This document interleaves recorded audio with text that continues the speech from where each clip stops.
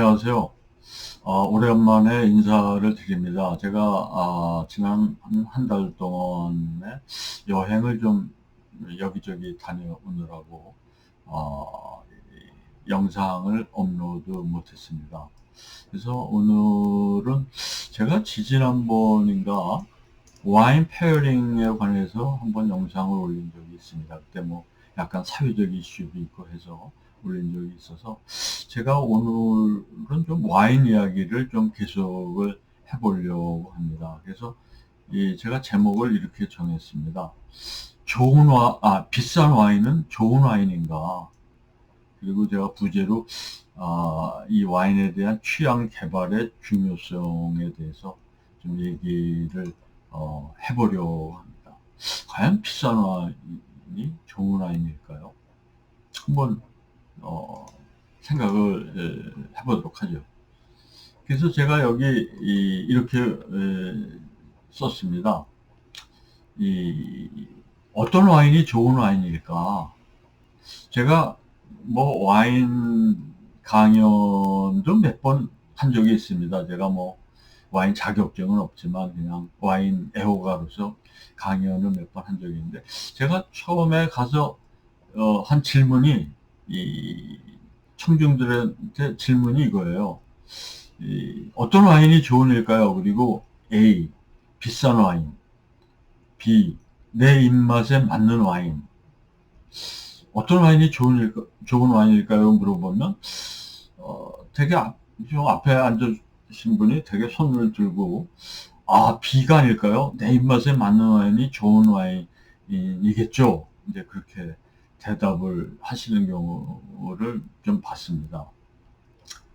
근데 물론 이 질문에 대해서는 뭐, 정답이 있는 거는 아니죠. 뭐 정답이 딱, 수학, 답처럼 있는 건 아닌데, 제가 생각하는 답은 A입니다. 비싼 와인이 좋은 와인이죠. 근데 역으로 생각하면 비싼데 안 좋다? 이거는 생각할 수가 없죠. 당연히 비싼 와인은 그만한 값어치를 하기 때문에 좋은 와인이면은 틀림이 없습니다. 그런데 그럼 이제 사람들이 얘기하는 것 중에 이런 질문이 있죠. 그럼 싸고 좋은 와인은 없습니까? 그런데 제 답은 또 그렇습니다.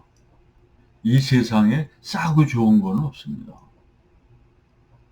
물론 무슨 로또 맞듯이 어떻게 재수 좋아서 비싼 건데 싸게 사는 경우도 있을지 모르죠. 그렇지만 그건 일반적이라고 할 수 없고 싸지만 좋다. 이거는 기대하면 안 됩니다. 우리의 속담도 있지만 싼 게 비지떡입니다. 그러면 우리가 보통 와인 마시는 사람들 중에 이런 얘기를 하는 게 있습니다. 싸지만 그래도 좋은 와인도 있어요. 이렇게 말하는 사람도 꽤 있습니다. 싸고도 좋은 와인 잘 찾아보면 있습니다. 그 말도 틀린 말은 아니지만 그 말은 조금 더 정제해서 이해할 필요가 있습니다. 그거는 무슨 말이냐면 싸지만 좋다라고 하는 것은 낮은 가격대를 생각하면 considering the price 마실만한 와인이다. 이렇게 말할 수는 있죠. 그거를 우리가 소위 줄여서 말하면 뭐라고 말합니까? 가성비가 좋은 와인이라고 말합니다. 가성비가 좋다는 말은 그 가격 대비를 생각할 때, 내가 지불한 가격을 생각할 때, 이 와인은 정말 마실 만한 와인이다. 이런 뜻이라고 볼 수 있죠. 그렇지만, 제가 다음에 또 말씀드리겠지만, 예를 들어서 한 2만 원대 와인과 10만 원대 와인은 넘어설 수 없는 간극이 있는 겁니다. 2만 원대 와인에 가성비 와인이 있죠. 그렇지만 그때 그 맛이 10만 원대 와인의 맛에 따라갈 수는 없는 법입니다. 하여튼 그런데 이제 문제는 뭐냐면 와인이 어떤 사람들은 특히 초보자의 경우 뭐 비싼 와인이나 싼 와인이나 뭐 나한테는 별 차이 없이 난 다 맛있다. 이런 분들도 있어요. 특히 한국의 이제 와인 소비자들은 약간 진한 와인을 좋아합니다. 약간 바디감도 있고 달달하면서도 탄닌도 높고 스트롱한 그러한 이 와인들을 좋아하죠. 근데 그런 와인일수록 대체로 비싼 와인은 별로 없습니다. 그러니까 나는 싼 와인인데도 좋은데 비싼 와인은 괜히 마시면 좀 떨떠름하고 뭐 시큼하고 뭐 오히려 별 맛이 없다. 이렇게 말하는 분들도 있어요.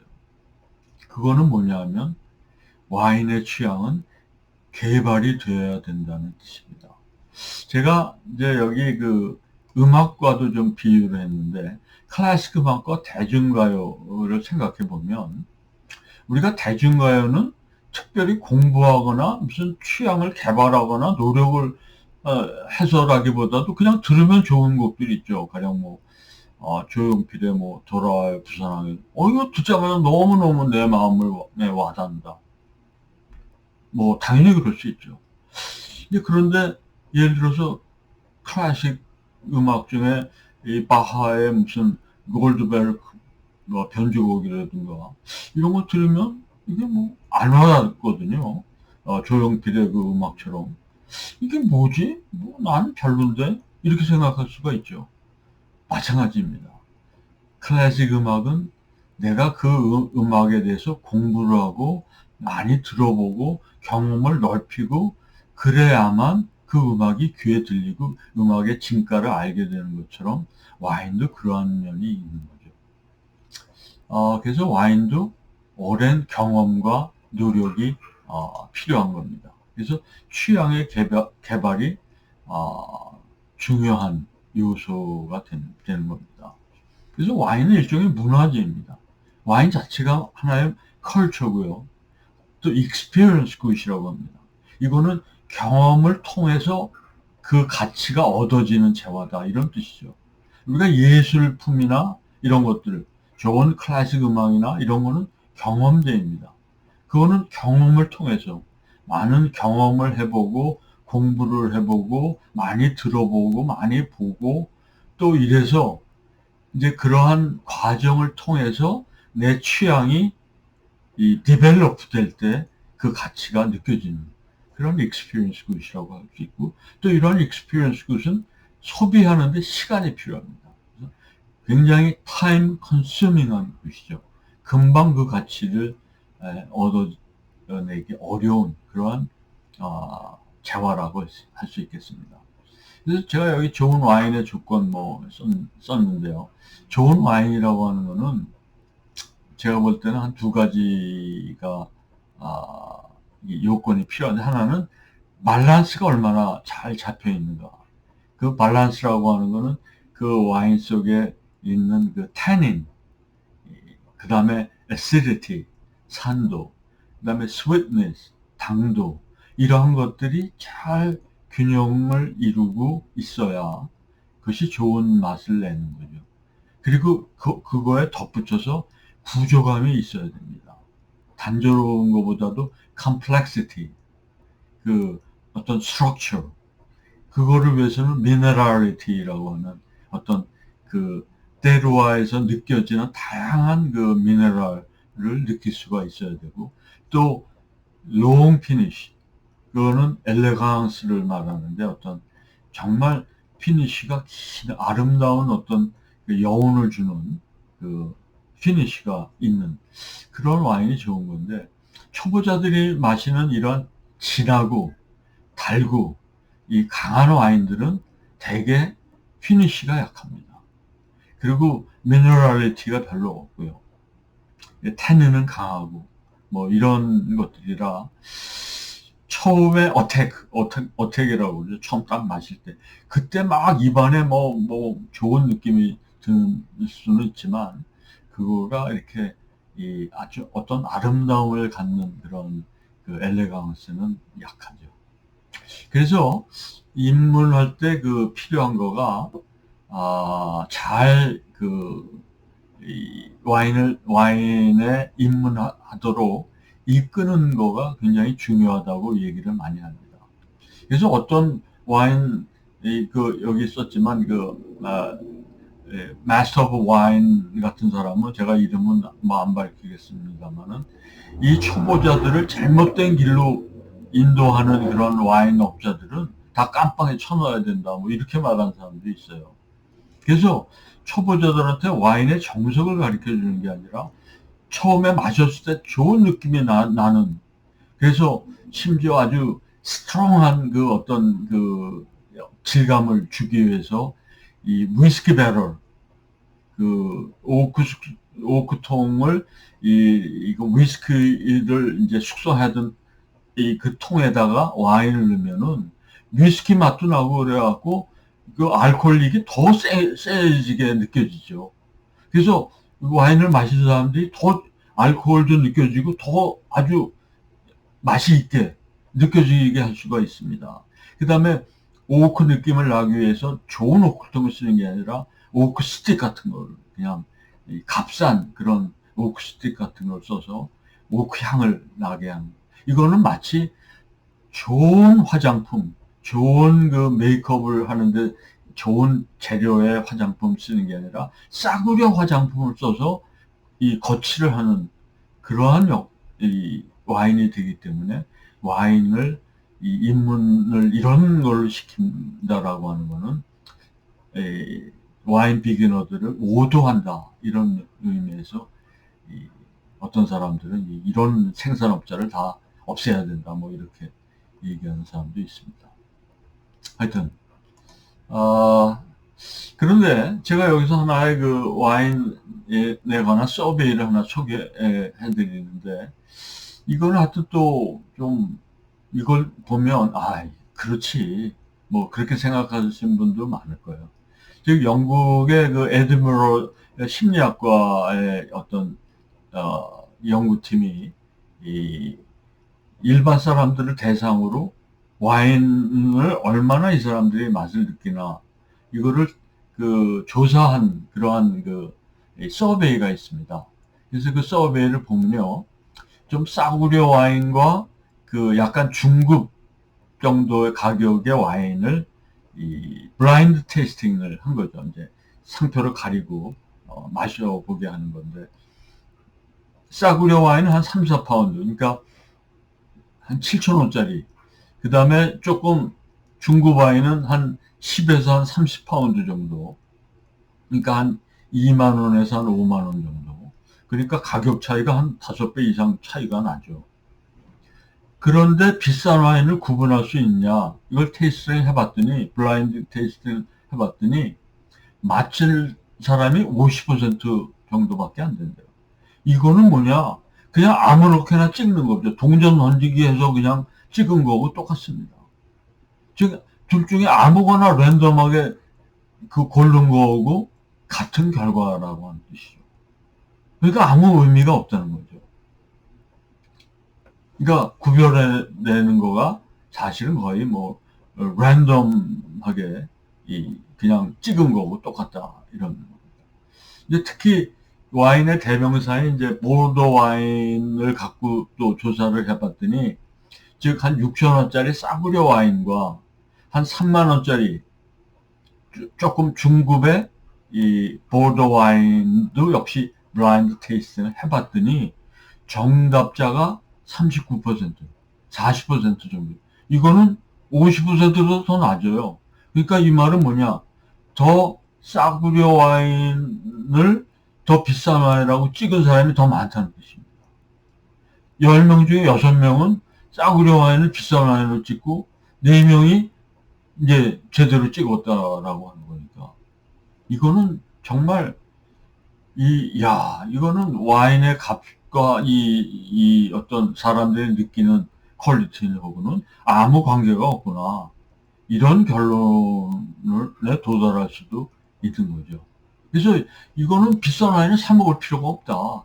이제 이렇게 이제 결론을 내리게 되는데, 제가 아까도 말했지만, 일반 이러한 대중 소비자라고 하는 거는 와인에 대한 어떤 취향이 개발되지 않은 그냥 일반 소비자를 대상으로 했기 때문에 이러한 결과가 나왔다고 생각이 됩니다. 그래서 이제 이거를 디펜드하는 거는 제일 마지막에 제가 썼습니다만은 어떤 비싼 와인이 주는 즐거움. 이거는 어떻게 보면 플라시보 효과와 같은 거예요. 야, 내가 정말 이게 비싼 명품 와인을 마시지. 그러면 그러한 명품 와인을 마신다, 비싼 와인을 마신다라고 하는 그 자체에서 심리적인 어떤 그 만족감, 이런 거를 느끼게 되고, 이거는 일종의 그, 이, 어떻게 보면 이 과시효과. 나는 이런 비싼 와인을 마셔. 이런 자기의 어떤 만족감의 표현 때문에 마시는 이제 거가 되겠죠. 그러니까 와인이라고 하는 거는 이런 점에서 어떻게 보면 럭셔리 굿이라고도 할 수 있겠습니다.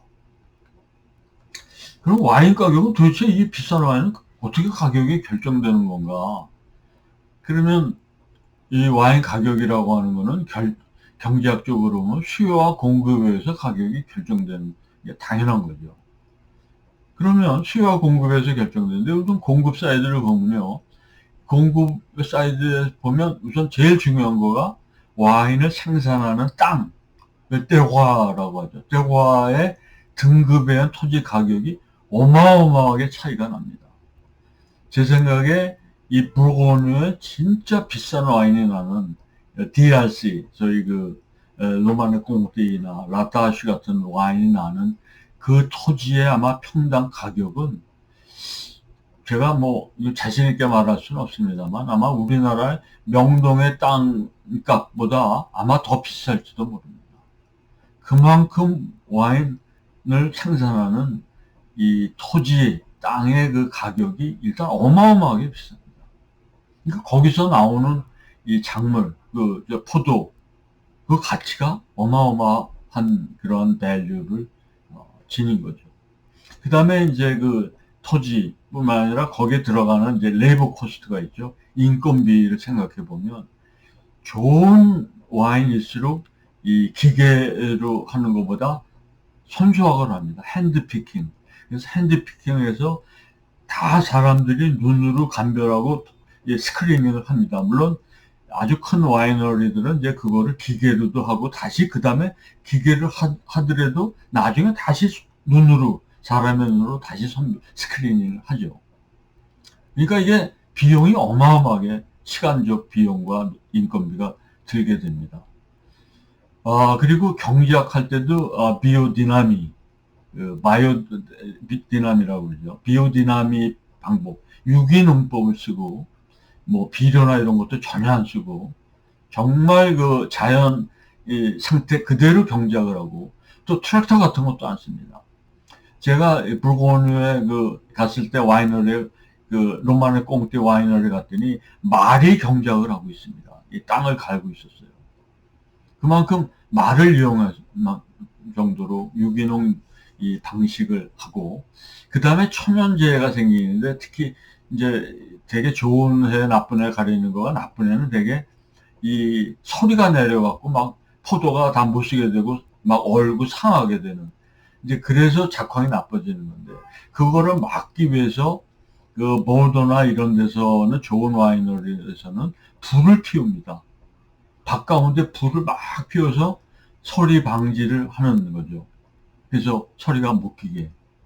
이거는 실제로 하는, 그러니까 얼마나 또 그거에 대한 그 비용이 수반되겠습니까?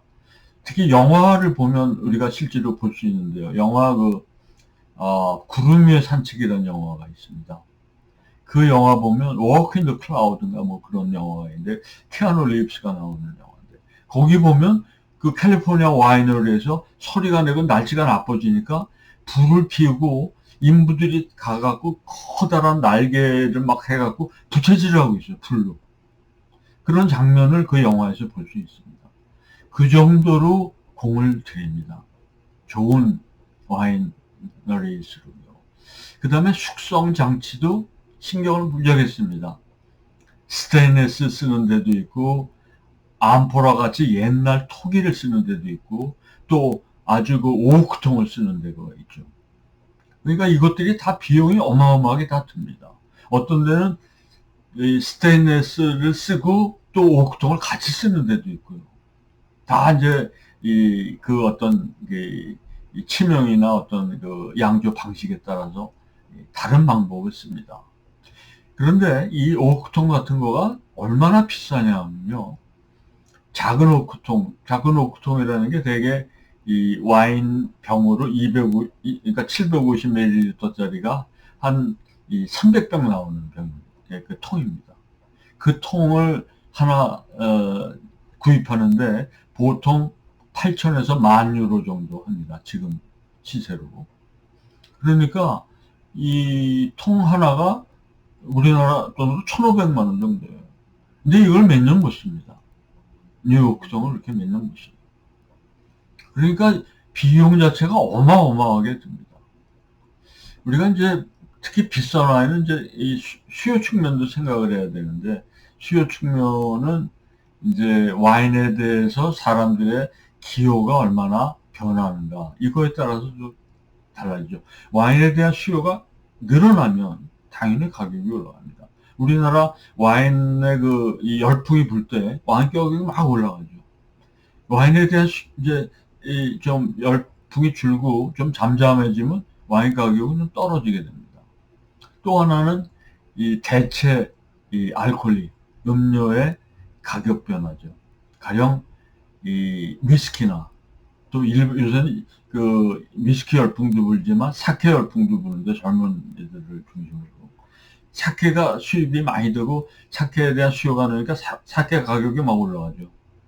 그러니까 사케에 대해서 이제 수요가 글로 가버리면 와인에 대한 수요가 줄죠. 그러면 가격이 오르지 않게 됩니다. 먼저 이러한 여러 가지 요소에 의해서 이 와인 가격이 결정된다고 볼 수 있겠습니다. 요거는 이제 제가 아까 얘기한 이 구름 위의 산책에 보면 그 날씨가 갑자기 나빠지니까 이 포도가 얼을까봐, 냉해를 입을까봐 불을 피워놓고 막 저 날개 같은 이제 부채 같은 걸 갖고 막 이렇게 날개짓을 해서 열을 해서 냉해를 막는 그런 장면의 모습입니다.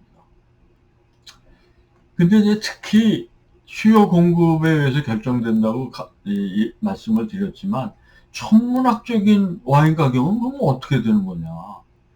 예를 들어서 제 밑에 썼습니다만 로마네 콩티, DRC죠. 도멘 들라 로마네 콩티 같은 거는 한 병에 수천만 원 합니다. 빼뚜리스도 마찬가지죠. 모도에서나 빼뚜리스도. 우리나라에서도 요 한 병을 사려면 1,000만 원 이상을 줘야 살 수 있습니다. 로마네 콩티 같은 거는 연간 생산량이 5,000병에서 6,000병 정도입니다. 그런데 전 세계에서 수요자가 몰리죠. 그러면은 일반 사람은 일단 구경을 못 합니다. 예를 들어서 6천 병에서 아주 중요한 VVI 고객한테 나가야죠. 아주 유명한 미슐랭 엄청난 스타를 받은 식당에 나가야죠. 또 중국 부호, 러시아 부호들이 어마어마한 물량 공세로 이걸 사재끼죠. 구경을 할 수가 없습니다. 가격은 천정부지로 오릅니다. 마치 그 강남의 아파트 가격처럼, 강남 땅은 제한되어 있는데 이 강남 아파트에 대한 수요가 늘어나면 어떻게 됩니까? 강남 아파트 가격은 천정부지로 오르는 것 같습니다. 공급량은 5,000병밖에 안 되는데 수요량은 어마어마하게 늘어나면 가격은 당연히 천정부지로 오르고 일반 사람은 구경도 못합니다.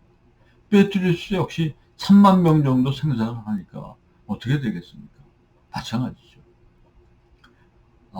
네, 하여튼 근데 배트리스 이제 로마네 콩티 저는 죽을 때까지 마셔보지도 못할 것 같습니다만, 하여튼 이런 것들은 우리가 그냥 꿈의 와인이라고 생각하죠. 그래서 이 명품 와인의 경우는 공급은 아주 제한되어 있는데 수요가 어마어마하게 전 세계적으로 생기기 때문에 가격의 급등은 이거는 어떻게 보면 불가피한 현상이고, 또 이렇게 늘어난 그 소비라고 하는 거는 사람들의 그 허영심, 어떤 전시 효과적인 스노비시한 그 소비, 이걸 우리가 베블렌 이펙트라고 말합니다. 경제학에서는. 베블렌의 어떤 전시효과, 남한테 보여주고 싶은, 나는 이런 거 정도 마시는 사람이야. 이런 것 때문에 소비가 생기고, 이거는 이제 보통 부호들에는 와인셀러에, 내 와인셀러에, 로마네 꽁띠 내가 한 3병 있지. 보여주기 위한 이 와인이지, 마시기 위한 와인은 거의 아니라고 볼 수 있겠습니다. 하여튼, 아, 그래서 제가 이제 다시 정리를 해서 말하면, 와인 가격과 와인 퀄리티의 관계에 대해서 조금 부연 설명을 하겠습니다. 처음에 얘기했듯이 좋은 와인이 비싼 와인인가? 이제 이런 질문에서 시작되는데, 가격과 질은 비례하는가? 제가 아까 말했지만, 좋은 와인은 비싼 와인일 수밖에 없다. 이런 얘기를 했는데, 아까 이제 말씀드렸지만, 우리가 가격과 질을 따질 때 보통 사람들은 소위 가성비 와인을 찾게 됩니다. 소위 이거를 영어로는 price effective wine이라고 말합니다. 가격 대비 아주 성능이 좋은 그런 와인을 일반 사람들은 찾게 됩니다. 이게 굉장히 중요하죠. 그래서 보통 사람들이 뭐 로마네 꽁띠 못 마시는데, 우리가 보통 이제 이마트나 이런 데 가서 보통 한 2만 원에서 5만 원짜리 우리가 와인을 찾는 게 보통 사람일 텐데, 그런 가격대에서 어떤 와인을 찾는 게 가성비 와인, 프라이스 이펙티브 와인인가, 이런 거는 잘 찾아볼 필요가 있습니다. 그런데 제가 여기서 한마디 덧붙이고 싶은 거는, 와인의 그 맛에 좋아지는 이 상승폭, 이거를 생각하면 요거를 잘 생각해 볼 필요가 있습니다. 뭐냐? 와인 가격이 어떤 가격대로 올라갈 때 와인 맛이 급격하게 좋아지는가. 요런 가격대가 있으면 그런 가격대의 와인을 찾는 게 중요하죠. 다시 말해서 어떤 와인의 이 가격 대비를 볼 때 와인 값이 조금 올라가면 정말 와인 맛이 좋아지는 그런 와인들이 있어요. 그런 와인을 찾아서 마시면 참 좋죠. 그래서, 그거를 저는 제 이제 개인적인 느낌으로 보면, 제가 여기 가격 대비를 안 썼네. 제가 생각하는 거는, 이런 겁니다. 제가 보면 우리가 보통 2만 원대 데일리 와인을 마시잖아요. 그럼 이제 거기서도 뭐 조금 좋고 나쁘고 이런 와인을 찾을 수가 있는데, 제 와인 뭐 한 40년 마신 와인의 어떤 경험으로 비춰보면 2, 3만 원대에서 한 돈을 한 3배 정도, 한 서너 배 정도 더 써서 10만 원 정도의 돈을 지불할 때 증가되는 와인 맛의 어떤 증가폭은 엄청나다고 저는 생각이 듭니다. 그래서 여러분들이 정말 좋은 와인을 맛보고 싶으면 한 2, 3만 원짜리 와인보다 한 서너 배 가격을 좀 크게 좀 지불하고 한 10만 원대 혹은 10만 원 초반대의 와인을 구매해서 마셔보면 정말 와인의 깊은 맛을 느껴볼 수 있습니다. 아까 제가 처음에 얘기한 그렇게 되면 와인의 어떤 복합성, 어떤 구조감, 어떤 피니쉬의 어떤 엘레강트한 맛, 이런 것들을 느낄 수 있는 그런 와인의 맛을 느껴볼 수 있습니다. 그래서 이게 정말 그때 와인이 이래서 좋은 와인이구나 하고 느끼는 거는 내가 지금 평소에 지불하는 와인 가격보다 한 서너 배 정도 내고 가끔 이런 와인을 사 마시면 좋은 와인의 퀄리티를 느낄 수 있다고 생각됩니다. 제가 아까 음악 얘기를 했는데, 음악으로 비유해서 말하면, 예를 들어서 라디오로 음악을 들을 때 무슨 포터블 뭐 이런 이제 이런 그 스테레오 시스템 이런 거 조그만 거 이런 거로 그 음악을 들을 때 뭐 그것도 좋은 음악을 들을 수 있죠. 그러다가 어떤 집에 갔더니 스테레오 시스템이 오디오 시스템이 돼 있는 그 턴테이블에 그 어떤 앰플리파이어, 좋은 스피커 그런 데서 음악을 딱 들으니까 갑자기 음악이 너무 좋아지는 것을 느꼈을 때가 있을 겁니다. 이게 마치 그런 겁니다. 2, 3만 원대 와인을 마시다가 한 10만 원 정도의 와인을 마시면 이게 라디오로 듣다가 갑자기 좋은 스테레오 시스템을 가진 오디오 시스템에서 음악을 들을 때 그 음질을 느끼는 거와 비슷한 겁니다. 그런 거를 경험해 보시면 와인의 퀄리티를 느낄 수가 있습니다. 물론 이제 오디오도 예를 들어서 내가 한 50만 원짜리 오디오를 하다가 예를 들어서 어떤 집에 갔더니 스피커 하나가 2억, 3억 하는 스피커가 있습니다. 그런 스피커, 그런 오디오 세트는 한 5억 하겠죠. 그건 마치 이 로마네 꽁띠 와인을 마시는 겁니다. 근데 우리가 한 10만 원대 와인을 마시다가 100만 원 정도 하는 와인을 마실 때 10배만큼 와인의 맛을 내가 와인이 좋아지는 걸 느끼냐? 그건 그렇지 않습니다. 가격을 10배를 더 주고 100만 원을 내더라도 우리 맛이 느끼는 거는 그렇게 10배만큼 좋은 맛을 느끼지 못합니다.